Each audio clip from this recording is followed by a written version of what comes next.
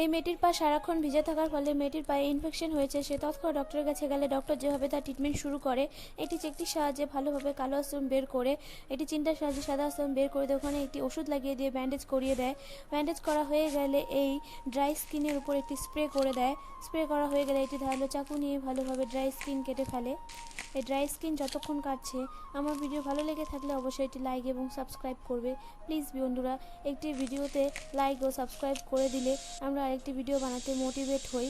পাশে থাকা dry skin একটি মেশিন বসিয়ে ভালোভাবে কেটে দেয়। পায়ের গোড়ালিতে একটি মেশিন বসিয়ে পা ভালোভাবে ক্লিন করে নেয়। বড় বড় নখগুলো একে একে কেটে দেয়। একটি নেইল কাটা মেশিন নিয়ে ভালোভাবে নেল শেপ করে দেয়। এটি স্প্রে করে দেয়।